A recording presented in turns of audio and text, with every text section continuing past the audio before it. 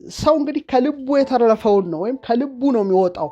ቃል የልቡ ልጅ ነው ማለት ነው። ቆሻሻ ቃል የሚያወጡ ሰዎች ልባቸው የቆሸሸ ነው ማለት ነው። ልባቸው የቆሸሸ ነው። ስለዚህ ከቃል ነው ከልባችን ነው ቃላችን የሚወለደው። ስለዚህ ልቤ ንጹህ ነው አንደበቴ ነው አይሰራም። ቃል የልብ ውጤት ነው። ስለዚህ እሳቢያችን፣ ቃላችን፣ ኃይላችን የተሰናሰሉ የተያዙ ናቸው ሁልጊዜ። ስለዚህ ልነግራችሁ የምፈልገው ትልቅ ጉዳይ አለ። ቃላችን የራሱ የሆነ ቫይብሬሽናል ፍሪኩዌንሲ አለው። ቅድም ነግሬያቸዋለሁ። ለምሳሌ የሚያሸብር፣ የሚያርድ፣ የሚያስደነግጥ ድምፅና ቃል በን እንደሰማ ነው።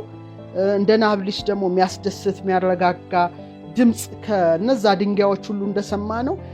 ከሰው የሚወጡ ቃላቶች ደግሞ የበለጠ ናቸው፣ ከነዛ ማዕድናት የበለጠ። ለምሳሌ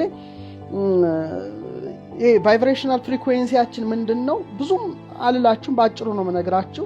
ለምሳሌ አልችልም፣ እኔ እኮ ደደብ ነኝ፣ እኔ ሰነፍ ነኝ፣ እኔ ማርለባ ነኝ፣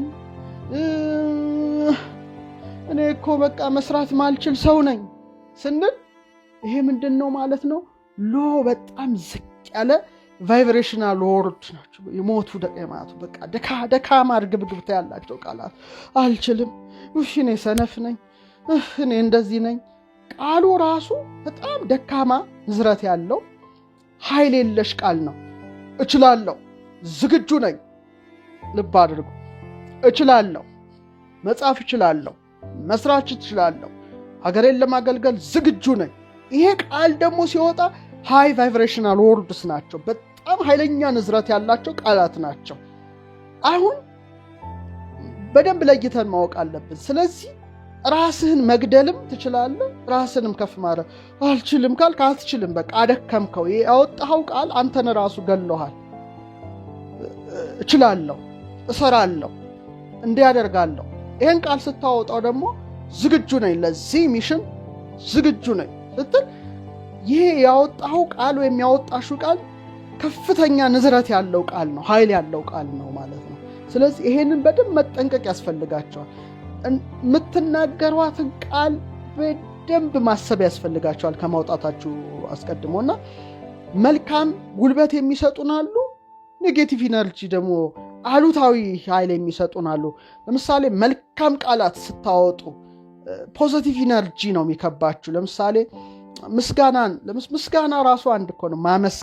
ማመስገን በመከራ ውስጥ ሆኖ ማመስገን መቻል እንደ ኢዮብ ማለት ነውና መልካም ቃላትን ስታለማመዱ፣ መልካም ቃላትን ስትደጋግሙ በጣም ከፍተኛ የሆኑ ኃይል ያላቸው ቃላት በቃ ኃይል ያላቸውን ሰዎች ወደ እናንተ ያቀርባል ማለት ነው።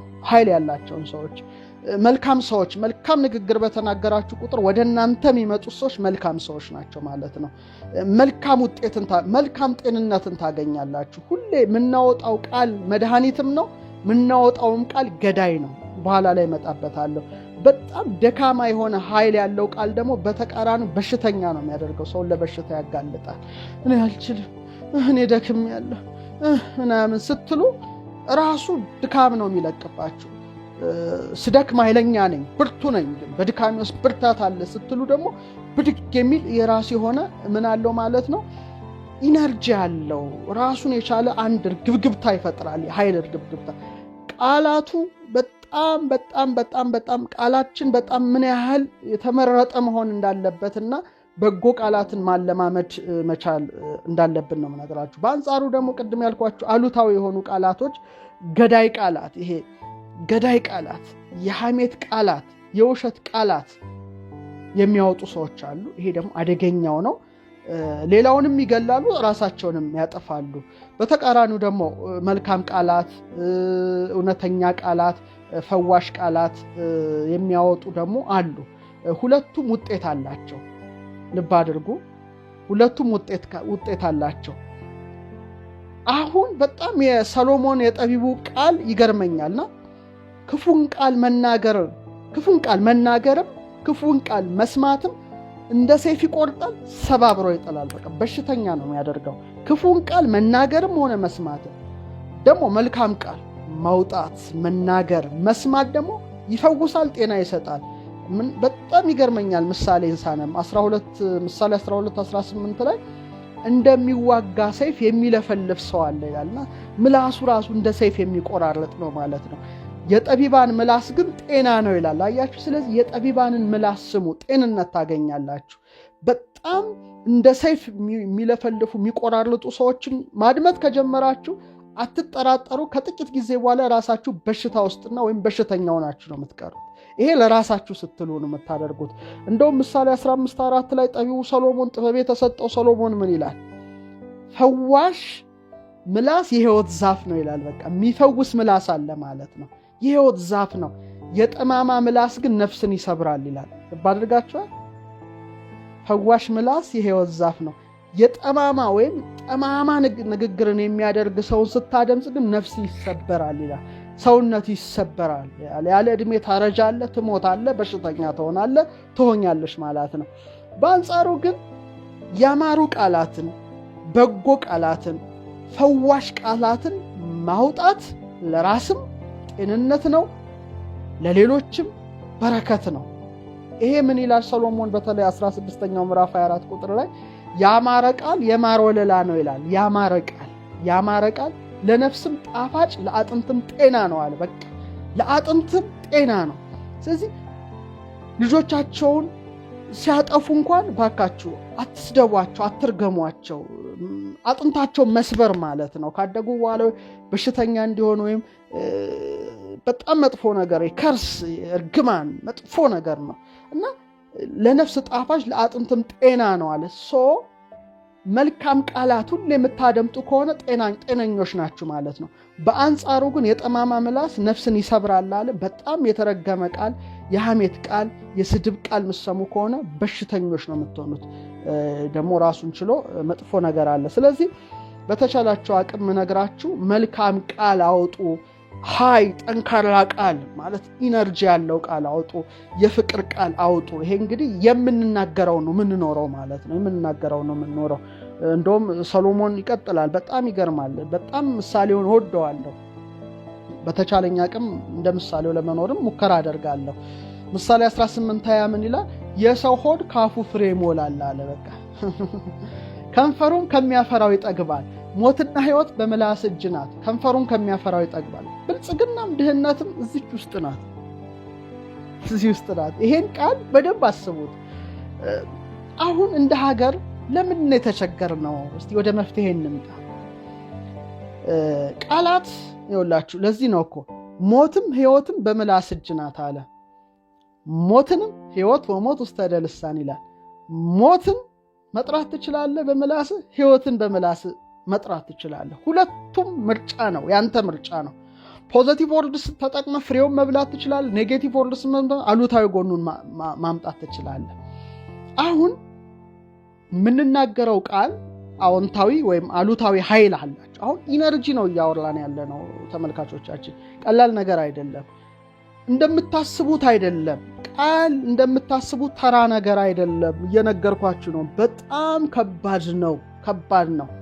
በአካባቢ በራሳችን መጀመሪያ፣ ከዛ በምንኖረው አካባቢ፣ ከዛም አልፎ ተርፎ በሀገር ደረጃ፣ በአህጉር ደረጃ፣ በዓለም ደረጃ ከፍተኛ የሆነ አሉታዊ ወይም አዎንታዊ ነገር ማምጣት የሚችል ነው። አሁን ሀገር በማረስ ብቻ በማረስ በመቆፈር ኢንዱስትሪዎችን በማቋቋም ትልልቅ ትምህርት ቤቶችን በመክፈት ብቻ ልታድግ አትችልም። ይሄን በጣም አስመሩበት። የቃላትን ኃይል መጠቀም ያልቻለች ሀገር ብዙም ትርጉም የላትም። ቃላት ያነሳታል ሀገርን፣ ቃላት ይፈውሳታል ሀገርን። ቃል ደግሞ በአንጻሩ ሀገርን ያፈርሳል፣ ያደህያል፣ ባዶ ያስቀራል። አሁን ለምሳሌ ኢነርጂ ነው። ኢነርጂ አሁን ሰማይ ስማ፣ ምድር አድምጪ፣ ሰማይ ስማ፣ ምድር አድምጪ፣ ሰማይ ዝናብ እንዳትሰጥ ተናበቡ ማለት ነው። አሁን ከነዚህ ቅዱሳን ሰዎች የወጣውን ቃል ኃይል ስላለው ዘጋ ሰማይን ማለት ነው። በእምነት ዘጋ ሰማዩ ራሱ ዝናብ አላዘንባለ እንደማለት ነው። ምናወጣው ቃል ቀላል አይደለም። ለምሳሌ ሀገራችን እንወድሻለን፣ ሀገራችን እናከብርሻለን፣ ሀገራችን እናገለግላለን፣ አንቺን ከፍ ከፍ በይ ስትሏት ሀገር ታደምጣለች። ሁሉም ተፈጥሮ ኃይሎች የተያያዙ ናቸው። ዝም ብሎ ባዶ ስፔስ የለ፣ ሁሉም ተያይዟል። ለምሳሌ በኋላ ላይ መጣበታለሁ። ለምሳሌ ኢየሩሳሌም ብረሳሽ ቀኝ ትርሳኝ፣ ሀገሯን ነው የሚያናግሯት እኮ። ስላንቺ ባልመሰክሩ አንደበቴ ይዘጋ፣ ምንም ሀገሯን ነው የሚያናግሩት። አንቺ ሀገር ይሄ ምንድነው የሚወጣው ቃሉ አይደለም። ቃሉ ሀገርን ያክማል፣ ከፍ ያደርጋል። ቃል ሀገርን ያፈርሳል። አሁን ወደ ምስጢሩ እንግባ። አሁን ይህን መርሃ ግብር የምታደምጡ ሁላችሁም ከዚህ በኋላ የምትናገሩትን ቃል ምን መሆን እንዳለበት እንደምትረዱ ሙሉ እምነት አለኝ። እንደ ሀገር እናስብ። መጥፎ ቃላት፣ የሐሰት ቃላት፣ የስድብና የሐሜት ቃላት፣ ገዳይ ቃላት፣ የሽንገላ ቃላት፣ የሚሰብሩ ቃላት፣ ክፉ ቃላት፣ የሞት ቃላት፣ የርግማን ቃላት፣ አቁሳይ ቃላት፣ የጥላቻ ቃላት የሚያወጣ ማህበረሰብ ከበዛ በጣም ኔጌቲቭ ኢነርጂ ነው እየወጣ ያለው ከዛ ማህበረሰብ አፉ።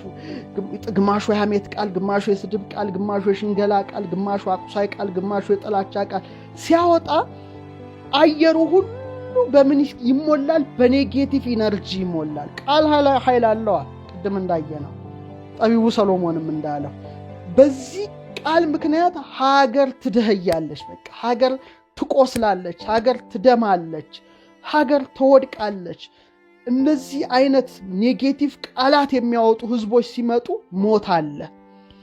ምክንያቱም ሰው ህይወትና ሞት አንደበተ ነው አይደል ያለው። በቃ ሞት አለ፣ ስቃይ አለ፣ ሐዘን አለ፣ እንባ አለ፣ ሰቆቃ ሁሌ አለ።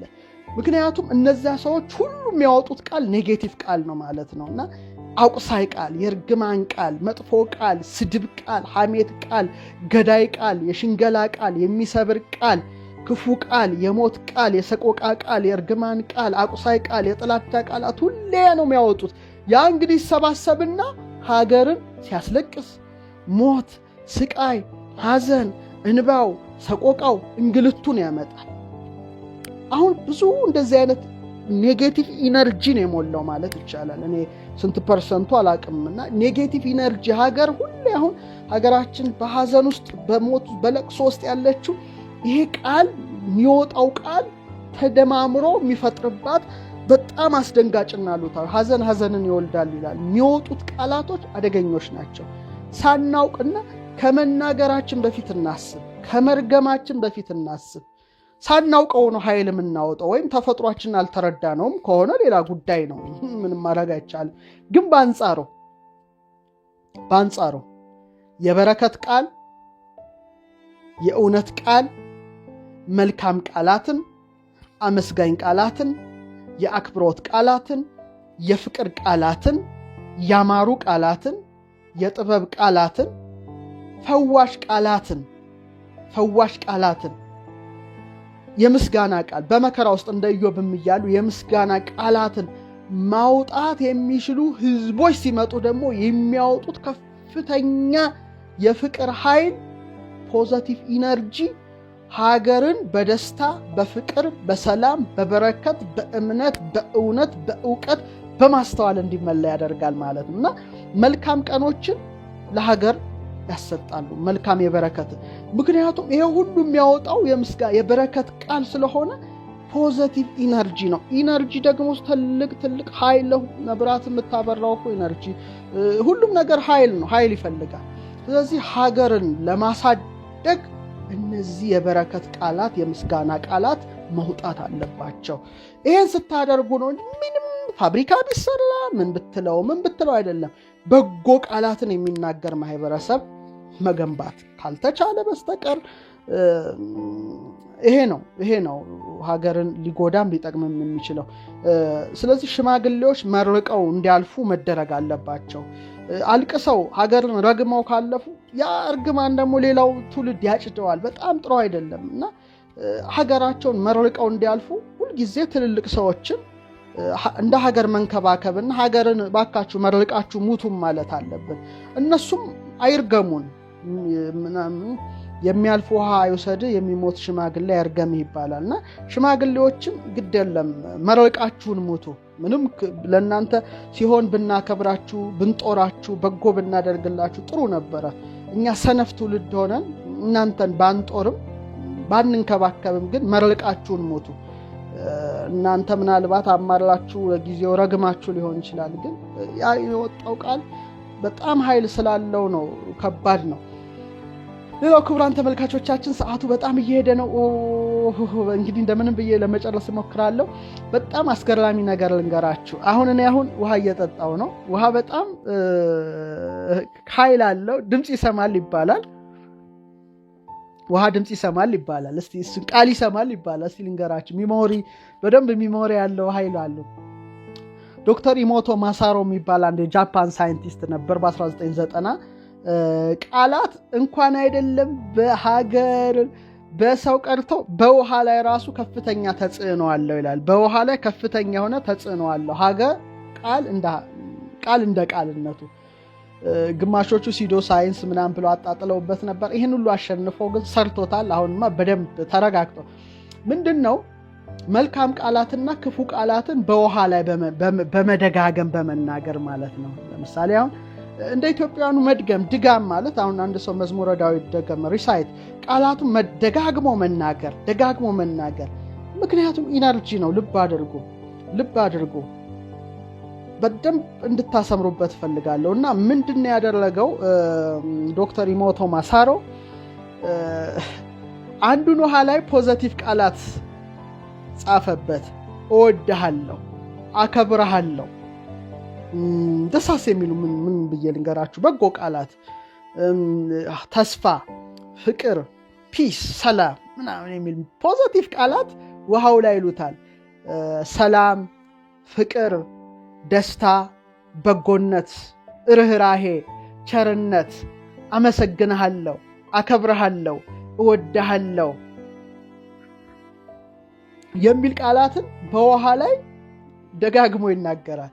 በሌላው ደግሞ አንተ ሞኝ፣ ሌላውኛውን ውሃ ማለት ነው እንግዲህ በባዶ ብርጭቆዎች ናቸው ውሃ ተሞልቶባቸው፣ በጣም አንተ ደደብ ውሃ፣ አንተ ክፉ፣ አንተ ምን ጨካኝ የሆነ የሚያስቀይምና እርግማን ቃላትን አንዱ ሌሎቹ ብርጭቆ ውስጥ ላይ ተጨመሩ።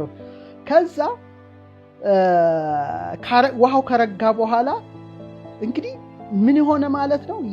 በጣም መልካም ቃል እወድሃለሁ፣ ተስፋ፣ ፍቅር፣ ትዕግስት፣ ቸርነት፣ በጎ ወዘተርፈ የተጻፈበት ወይም ያ ቃል የተነገረበት ውሃ በጣም የበረዶ ክሪስታሎቹ በማይክሮስኮፕ ሲታዩ በጣም ሄክሳጎናል የሆኑ ያማሩ ምርጥ ክሪስታሎች፣ በጣም ውብ።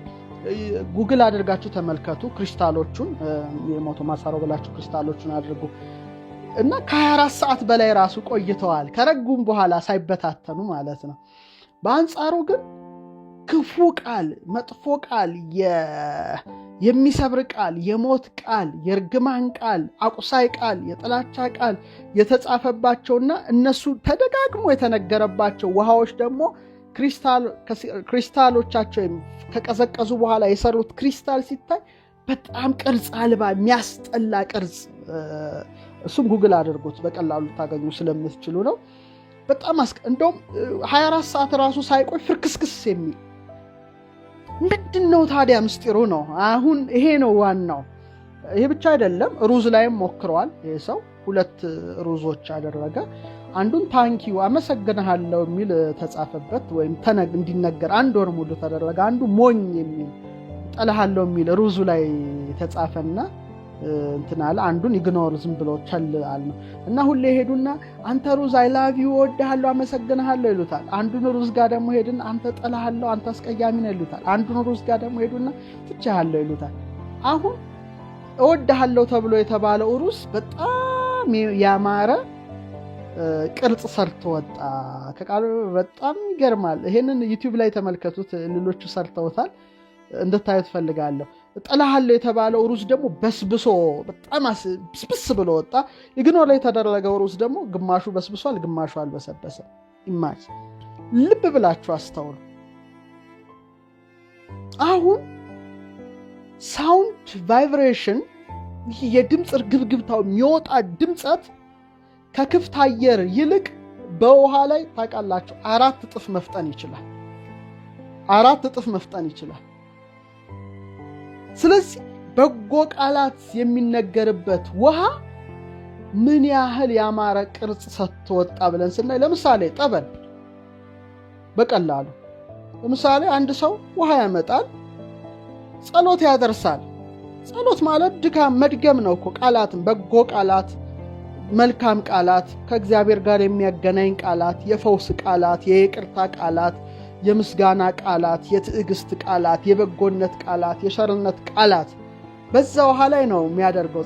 ጸለየና ብሎ በትንፋሹ ውሃውን ሲጠጣው ይድናል። እንግዲህ ያወጣው ያ ቃል ውሃውን ራሱ ለውጦት ምን ያህል መድኃኒት እንዳደረገው ተመልከቱ። እና በጣም በጣም በጣም እንድትጠነቀቁ ፈልጋለሁ፣ እንድትመራመሩ ፈልጋለሁ። እንግዲህ ሕይወትን ሊወድ መልካም ቀኖችን ላይ የሚወድ ሰው ምላሱን ከክፉ ከንፈሮቹን ተንኮል ከመናገር ይከልክል ነውና ሕይወትም ሞትም በአንደበት ላይ ናት የሚል አንድ ትልቅ አባባል አለና በአንድ ራስ 2 ምላስ ይላሉ አባቶቻችን። 2 አይን አለን፣ 2 ጆሮ አለን፣ ስንት አፍንጫ አለን? አንድ አይደለም 2 ነው። 1 ቀዳዳ 2 ቀዳዳ ቆጠሩት። ስንት ከንፈር አለን? 2። ጥሩ። ስንት ቅንድብ አለን? 2። እሺ። ስንት እጆች አሉን? 2። ስንት እግሮች አሉን? 2። ስንት ምላስ አለን? ግን 1 ነው። አስቡ። ምላስ አንድ ነገር ብቻ እንዲናገር በጎ ቃላት እንዲናገር ነው። ከተፈጠረው ዓላማ ውጪ ነው ሐሜትን፣ ሽንገላን፣ ክፋትና። ስለዚህ ለምታወጡት ቃላት በአጠቃላይ ኃላፊነት ይሰማችሁ። በቃላችሁ ለሚመጣው ማንኛውም ነገር ሽልማት ወይም ቅጣት ከአምላክ ዘንድ እናገኛለን። በየትኛውም ቤተ እምነት አላቅም። ለምሳሌ በክርስትናው ደንቆሮ ብሎ ሰውን መሳደብ የገሃነመ እሳት ፍርድ ያስከስታል። ስንት አንዳንድ ባለጌዎች አሉ ደንቆሮ ብለው የሚሳደቡ፣ ሰምታችሁ አታውቁም? እንዴት ይዘገንናል! ራሱ ካፋቸው እንዴት ይወጣል! እንግዲህ በአርአያ እግዚአብሔር የተፈጠረች ነፍስ ያላቸውን ደንቆሮ ማለት ሰሪው ግንቡን አይተህ ስትሰድበው ሰሪውንም መስደብህ ነውና ግንቡ አይሰድሰና ሰሪውን እግዚአብሔርን ደንቆሮ ነፍስ አልፈጠረምና ትንሽ በጣም ይዘገንኑ ቃላቶች የገሃነመ እሳት ፍርድ ጭምር ያስከፍታሉና ስለዚህ ቃላችን ሰውን ሊገል ይችላል፣ ሊያስጨንቅ ይችላል፣ ሊያስለቅስ ይችላል፣ ሀገር ሊያጠፋ ይችላል፣ ተስፋ ሊያስቆርጥ ይችላል። በአንጻሩ ደግሞ አካባቢያችንን በመጥፎ ኃይል ሊሞላ ይችላል፣ ሊጎዳ ይችላል። አንድ ሰው ደግሞ ባይሰማንም ሐሜት ይሆናል፣ መጥፎ ነው ብቻ። ስለዚህ አንዴ ከወጣ ለአፍ ምንድነው ወለምታ ቅቤ የለውም፣ አፍ ወለምታ በቅቤ አይታሽም። አንዴ ከወጣ መመለሻ የለውም። ስለዚህ ዋጋ ያስከፍላል። እዚህ ከመናገራችሁ በፊት ለመቅለልም ለመክበድም ምላሳችሁ ወሳኝ ነው። አንድ ታሪክ ነግሬያችሁ አበቃለሁ። አንድ አባቶች የሚተርኩት ታሪክ አለ። አንድ በጣም በቃ ሰው ነበር ይባላልና ልክ ሲጸልይ አምላክ ተገልጾ ያየዋል እና እሱም የብርሃን ካባ ለብሶ ፊት ለፊቱ አምላክ ተገልጾ ይጸልያል። ይሄ ደግ ሰው እንግዲህ ምን ያህል ደረጃ ደርሷል? አምላክን ወደ ማየት ደረጃ የደረሰ ነው። ከዛ ይሄን ሰዎች ሊጠይቁት ከከተማ ይመጣሉ፣ እዛ ያለበት በረሃ ውስጥ ገዳም ውስጥና እሱ ደግሞ ድሮ የሚያውቃቸውን ሰዎች ይጠይቃቸዋል። እንዴት ነው ያገሌ እንዴት የሚባል ሰው ነበር? አንድ ደግሞ ሌባ፣ አጥፊ፣ በጣም ቀማኛ፣ ክፉ ስራ የሚሰራ ሰው ነበር እሱ የሚያውቀውና ያ ሰው እንዴት ነው ብሎ ጠየቃቸው። እሱማ አሁን ደግ ሰው ሆኖ ይጾማል፣ ይጸልያል፣ ይመጸውታል፣ ሰው አክባሪ ሆኗል ብለው ሲነግሩት ሐሜታማ ምን ብሎ ነው ያማው? እስካሁን የነገራችሁኝ ውሸት ነው፣ ያ ክፉ ሰውማ ብሎ ሰደበው። ልክ እንደለመደው ሊጸልይ ሲቆም እንኳን አምላክን ሊያይ ቀርቶ እንደውም በጣም በአስፈሪ ነገር በጣም በቃ በሚያስደነግጥ ግርማ እንደውም ካባውን አውልቁ፣ ግፈፉት፣ ከእግዚአብሔር ተሰማ፣ ካባውን አውልቁበት፣ አንተ የኔ አማካሪ ነህ፣ እኔም ሰውን ወደ መልካም መለወጥ አልችልም። ደነገጠ። 7 ዓመት ሙሉ ሲያለቅስ ቆይቶ ነው ወደ ቀደመ ክብሩ የወጣ። እኛማ ስንት ሰው አምተናል፣ ስንት ሰው አቁስለናል፣ ስንት ሰው ያለ ኃጢአት ሰጥተናል። ስንት ሰው በአንደበታችን በቃላችን ገለናል። አቁሳይ ቃል፣ ገዳይ ቃል፣ መርዝ ቃል፣ የርግማን ቃል፣ የክህደት ቃል፣ የክፋት ቃል ተንፍሰናል። ይሄ በጣም በጣም መጠንቀቅ አለብን እና ለምናወጣው ቃላት ሁሉ ተጠያቂዎች ነን። ሕይወትንም መልካምንም ዘመንም ለማየትም አንደበት ወሳኝ ነው። ስለዚህ ለአንደበታችን መግጠሚያ ብጅለት ብለን መጸለይ ይገባናል የሚል ሐሳብ አለኝና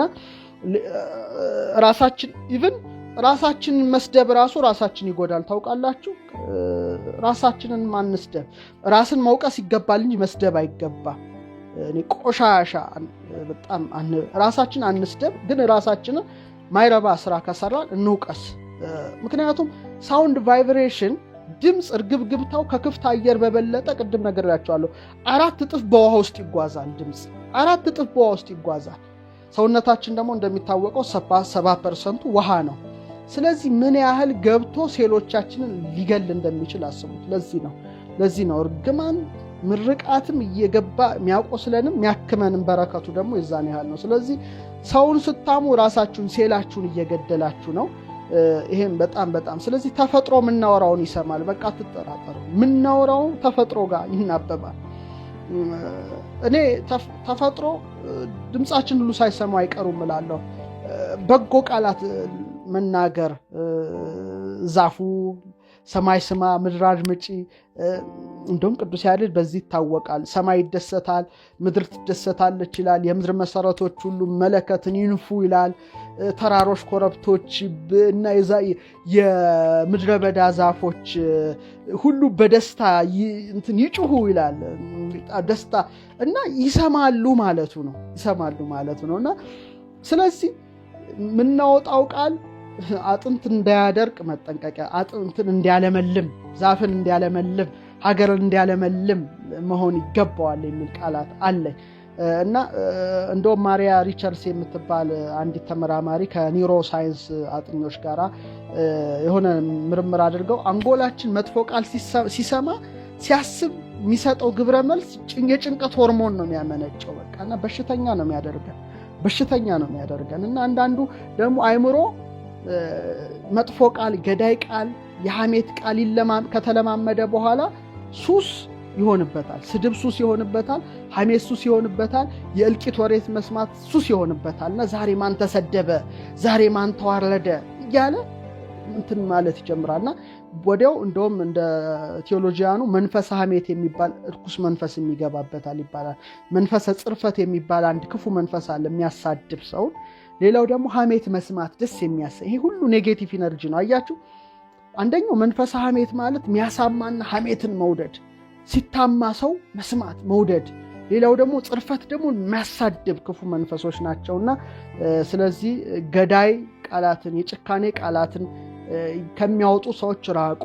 ልባቸው በዚያ ልክ መልካም አይደለም። በቃ የሚያወጡት ከልባቸው የወጣው ነው። ሽንት ቤቱ የሚሸተው ከውስጡ ያለውን ነው እንጂ ከላይማ እብነበረድ ነው። ውስጡ ያለው ቆሻሻ ነው ዘልቆ የሚወጣው። ስለዚህ የምነግራችሁ ነገር ጤንነታችሁን ለማግኘት ከፈለጋችሁ ከእንደዚህ አይነት ቃል ውጡ። ሀገርን ማሳደግ፣ መለወጥ፣ አካባቢያችሁን፣ ቤተሰባችሁን ለማውጣት ፖዘቲቭ ቃላቶችን፣ መልካም ቃላቶችን ተለማመዱ ብዬ ሀሳብ እሰጣቸዋለሁ። ሌላው ለምሳሌ አሁን የማደርገው ምንድነው፣ አንዳንድ መጥፎ ቃላት የለመደ ኔጌቲቭ እንትን ውስጥ የኖረ ሰው አለ በጣምና በዚህ ኮመንት ውስጥ ገብቶ ይሳደባል። ትንሽ አየዋለሁ። ለምን ቀስ ብሎ ሊማር ይችላል። ማይማር ከሆነ ግን በብሎክ አሰናብቱት። በቃ አንዱ ሲሳደብ ሌላውን ነው የሚረብሸው። አያችሁ? የሚተፋው ኔጌቲቭ ኢነርጂ ነው። ስለዚህ ኔጌቲቭ ኢነርጂ ደግሞ እድል አንሰጠውም። በፖዚቲቭ ኢነርጂ ሁል ጊዜ እንድትሞሉ አስባለሁና ቃል ኪዳን ራሱ ሲባል ቀላል አይደለም። አያችሁ? ኪዳንና ውል ማህተሙ ራሱ ከቃል ጋር የተያያዘ ነው። 2 ደቂቃ ስጡኝ። አስገራሚ ነገር ነግራችሁ በቃለሁ። በጣም ስለ ቃል አንድ ጥበብ ልነግራችሁ እፈልጋለሁ። ቃልና ቁጥር ልንገራችሁ አይደል? ቃል ቀመር አለው። ታውቃላችሁ? ቃል ራሱ ፓወር አለው፣ ቀመር አለው። ሀ 1 ለ 2 ሐመሮሃ 3 መ 4 ሰ 5 ረ 6 ሰ 7 ሸ የለም በግዕዝ ፊደል ቀ 8 ሀላሃ መሰረሰ ቀ 8 ነው። ቀ 8 ነው።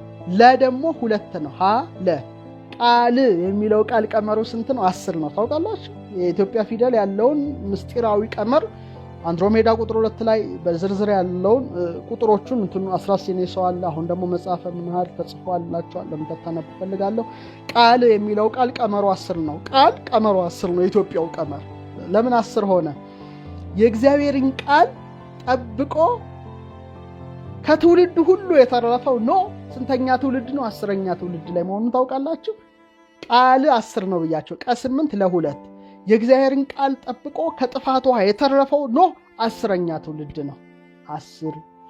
10 ሕዝቤን ልቀቅ የሚለውን የእግዚአብሔርን ቃል ባላከበሩ ግብፃውያን ላይ የመጣው መቅሰፍትም አሁንም 10 ነው። ቃልን ያከበረው 10ኛው ትውልድ ተርፏል። ቃልን ያከበሩት 10 መቅሰፍት ግብፃውያን ወርዶባቸዋል። ደብረ ሲና ላይ ደግሞ 10 ቃላት ነው የተሰጡት። ቀ8 ለ2 28 እና 2 10 ቃላት ነው የተሰጡት እና 120 ቤተሰብ ደግሞ 10 ቀን ሙሉ ሱባኤ ገብተው ነው እንግዲህ በጽርሐ ጽዮን የዓለም ቃላት ሁሉ ተገለጹላቸው።